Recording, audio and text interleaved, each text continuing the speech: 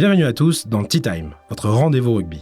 Aujourd'hui, on débriefe le 3e week-end du tournoi Destination. Il n'y a eu que 2 matchs à l'affiche. Les Français devaient affronter l'Écosse dimanche, mais le trop grand nombre de cas positifs au Covid, aussi bien chez les joueurs qu'au niveau du staff, a empêché la rencontre d'avoir lieu. On avait peur que la France perde sur tapis vert, mais on est désormais sûr que le match sera reporté. La date officielle n'a pas encore été déterminée, mais la solution privilégiée serait celle du vendredi 26 mars prochain. On devrait en avoir la confirmation cette semaine. Mais revenons au match du week-end. Des Gallois qui continuent sur leur lancée, et l'Irlande en week-end à Rome. Sans plus tarder, plongeons au cœur de la mêlée. Commençons par la rencontre qui a le plus fait parler. Pour le 2e et dernier match de ce week-end de 6 nations, les Gallois recevaient les Anglais au Principality Stadium. Et comme le disait Virgile, la fortune sourit aux audacieux. En tout cas, c'est comme ça que l'on a vu cette rencontre. Tuons le suspense tout de suite. Le Pays de Galles s'est imposé 40-24 face à l'Angleterre. Et c'est un match qui risque de faire du bruit encore quelques temps. Dès l'entame de la rencontre, on sent un grand manque de discipline chez les Anglais. Déjà 2 fautes en moins de 5 minutes pour Maro Itoje, qui d'ordinaire arrive toujours à jouer avec les limites du règlement. Celui que l'on surnomme la perle outre-Manche a décidément bien enchaîné les coquilles. Et ce n'est que le début. L'Angleterre sera pénalisée à 14 reprises pendant le match, dont 5 fois à cause de leur 2e ligne. C'est beaucoup trop pour une équipe de ce calibre. C'est d'ailleurs suite à l'une de ces fautes que va avoir lieu la première controverse du match. À la 15e minute, Owen Farrell commet une faute à quelques mètres de sa ligne d'en but en gênant la libération du ballon. Pascal Gozer, l'arbitre français, avertit le capitaine anglais. La prochaine fois, ce sera carton jaune. Dan Biggar joue rapidement la pénalité à la main et trouve son ailier Josh Adams avec un magnifique jeu au pied. Et c'est pour les Gallois. Les Anglais sont furieux. Le jeu a été relancé alors que Farrell transmettait les consignes de l'arbitre à ses coéquipiers.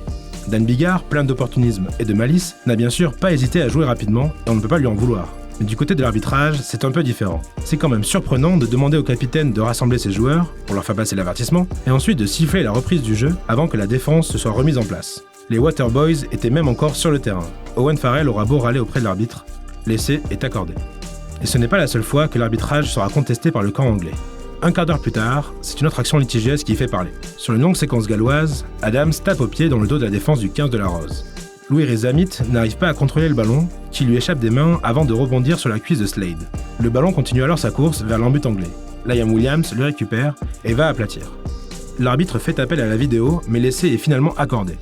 Pourtant, la règle est claire sur ce point. Il y a en avant lorsque le ballon touche la main ou le bras du joueur, poursuit sa course et touche le sol ou un autre joueur avant que le joueur d'origine puisse le rattraper. C'est clairement le cas ici. L'arbitre préféré des Français, Nigel Owens, s'est d'ailleurs exprimé sur la question. Il considère que sur ces 2 essais, l'arbitre Pascal Gozer a pris de mauvaises décisions. Les Anglais viennent néanmoins réduire l'écart au score avec un essai d'Anthony Watson sur une passe de son talonneur, Jamie George. Le score à la mi-temps, 17-14 en faveur des Gallois, après une pénalité passée par Farrell dans le temps additionnel. La 2e période verra beaucoup moins de controverses au niveau de l'arbitrage. Le demi de mêlée gallois, Kieran Hardy, profite d'une pénalité jouée rapidement pour aller marquer le 3e essai de son équipe. Un vrai essai de filou. 10 minutes plus tard, c'est son homologue anglais Ben Youngs qui, sur une feinte bien exécutée, fit l'aplatir dans l'embut adverse. 24 partout. À moins de 20 minutes du terme, l'issue de la rencontre est encore indécise. Pourtant, les Anglais n'inscriront plus le moindre point à partir de là. L'indiscipline du 15 de la Rose continue de plus belle et offre des cartouches à Callum Sheedy, rentré à la 45e minute pour remplacer Dan Biggar. Et l'ouvreur gallois est parfait. Il finit à 5 sur 5 au pied au terme de leur rencontre. Les Gallois font d'ailleurs le break grâce à lui. Ils vont même s'offrir le point de bonus offensif en fin de match sur un essai de Corey Hill. Le 15 du Poireau a totalement maîtrisé la fin de la rencontre. Score final, 40-24. Malgré un arbitrage qui leur a bien souri, les Gallois n'ont pas volé la victoire. Loin de là. Leur efficacité en attaque était bien supérieure à celle des Anglais. Sur seulement 8 incursions dans les 22 Anglais, les Diables ont inscrit 40 points. Le 15 de la Rose, de son côté, a pénétré pas moins de 28 fois la red zone des Gallois pour ne ramener que 24 points. Les Anglais peuvent en vouloir à leur indiscipline. Depuis le début du tournoi, ils sont en moyenne à 13 pénalités par match. Cela peut passer contre l'Italie, mais pas contre les autres nations. Encore une fois, c'est facile de taper sur Farrell, mais son rôle de capitaine implique de ressaisir ses coéquipiers quand ils commettent trop de fautes. Cela concerne tout particulièrement Maro Itoje, qui n'était que l'ombre de lui-même. Néanmoins, quelques joueurs n'ont pas été désagréables à voir évoluer. On pense notamment à Ben Youngs. Le demi de mêlée aux 107 sélections s'est montré très propre tout au long du match, marquant même un essai. Anthony Watson a lui aussi marqué le sien. S'il avait mal commencé le tournoi en Écosse, il était bien plus en vue depuis la victoire face à l'Italie. Enfin, du côté des avants, les frères Vunipola ont livré une performance de haut niveau. Rien de très flashy, mais sacrément solide. Côté gallois, difficile de donner un homme du match. Le numéro 8, Tulupe Faletao, a été excellent, aussi bien sur ses plaquages que sur la distance parcourue balle en main. 112 mètres en 18 ballons, ce n'est pas rien. On a aussi été très impressionné par Kieran Hardy. Seulement 4 sélections, mais il montre déjà de très belles choses. Et son essai dans le pur style d'un demi-mêlée a bien aidé les siens. L'ailier Louis Riz-Zamit a lui aussi été excellent, mais bon, on vous en parle déjà chaque semaine. On aurait adoré décerner le titre d'homme du match à George North pour sa 100e sélection sous le maillot rouge. Il devient à 28 ans le plus jeune joueur de l'histoire à atteindre cette marque symbolique. Mais les Anglais l'ont bien contenu, l'empêchant de s'exprimer pleinement. S'il fut bridé en attaque, il s'est montré méthodique en défense, avec des contre-rucks et des tampons bien chargés. Le jeune centurion peut donc être content de sa performance. Pour finir, on voulait aussi revenir sur Callum Chili.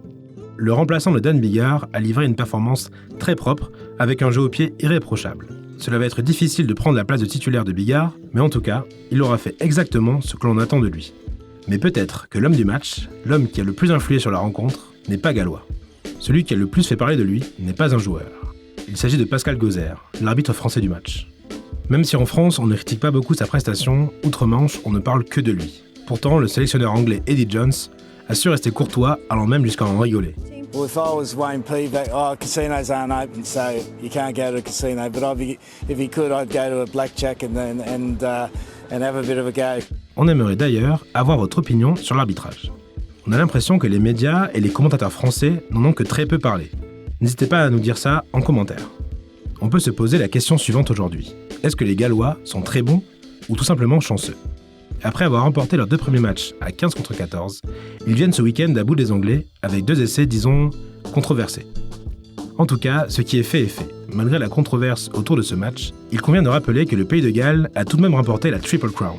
Mais d'ailleurs, cette triple couronne, qu'est-ce que c'est ? Il s'agit d'un trophée disputé uniquement par les équipes des îles britanniques, ce qu'on appelle les Home Nations. Lors d'un tournoi destination, si l'une des équipes bat les 3 autres, elle remporte le trophée. Cette récompense existerait depuis 1994, mais elle n'a pas eu d'existence physique avant 2006. Et petite info, la dernière fois que les Gallois ont remporté la triple couronne, en 2019, ils ont également remporté le Grand Chelem. Venons-en maintenant à l'autre match de ce week-end. L'Italie recevait l'Irlande à Rome. Cette rencontre opposait donc les 2 derniers au classement, chacune des équipes ayant perdu ses 2 premiers matchs. Après seulement quelques minutes de jeu, les Irlandais sont déjà très dangereux. Après une belle action collective, on voit Ian Anderson, le 2e ligne du 15 du trèfle, perdre le ballon dans un but italien et l'action se poursuivre. Pourtant, au prochain arrêt de jeu, il va directement voir l'arbitre français de la rencontre, Mathieu Reynal, pour lui signaler qu'il a bel et bien aplati le ballon dans l'en-but. Reynal refuse de demander la vidéo, et pourtant, quand on voit les images, il est très clair qu'il y a essai. Romain Poite, présent dans le box vidéo, semble être parti aller chercher un café durant cette action, comme s'en amuse Andy Good. Décidément, les arbitres français ont eu un peu de mal ce week-end. Cet incident n'aura finalement pas eu un grand impact sur l'issue de la rencontre. Avec 6 essais, les Irlandais s'imposent confortablement 48-10 face à des Italiens qui n'ont pas démontré grand-chose.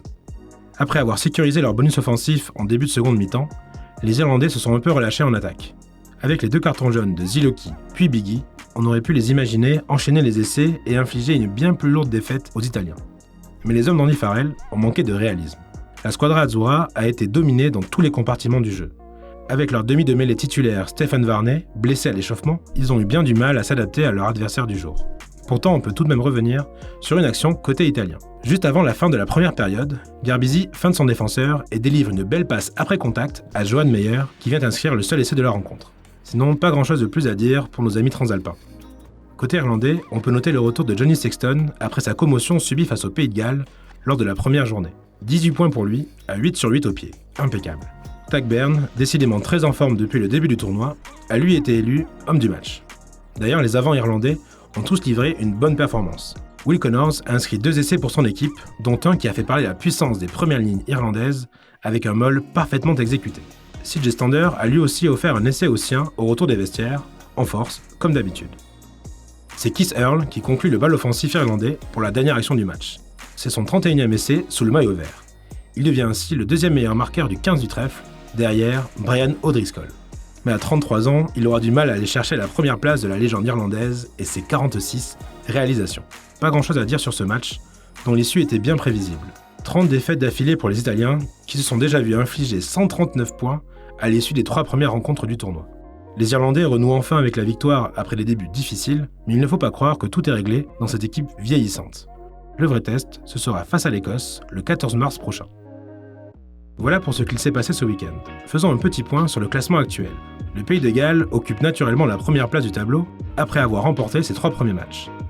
La France occupe tout de même provisoirement la 2e place, avec un match de retard. L'Irlande passe de la 5e à la 3e place, avec son succès à Rome. L'Angleterre perd du terrain et occupe la 4e place. L'Écosse se place juste au-dessus de l'Italie, bonne dernière, en attendant son match face à la France. Il ne devrait pas y avoir de match au week-end prochain, sauf si la rencontre France-Écosse était reportée à ces dates, mais cela semble peu probable. Sinon, il faudra attendre le 13 mars pour voir l'Italie recevoir le Pays de Galles, mais surtout le Crunch, l'affrontement entre Français et Anglais à Twickenham.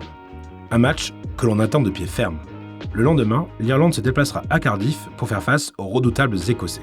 Il y a de grandes chances que les Gallois soient victorieux face à l'Italie. Ils affronteraient donc la France pour le Grand Chelem le 20 mars prochain à Paris. Les Bleus doivent encore venir à bout de coriaces adversaires pour pouvoir penser au Grand Chelem. Mais s'ils arrivent invaincus face au Pays de Galles, cela promet un match extraordinaire. N'hésitez pas à nous donner vos impressions et pronostics en commentaire. On se retrouve très bientôt pour parler rugby et 6 nations. À la prochaine.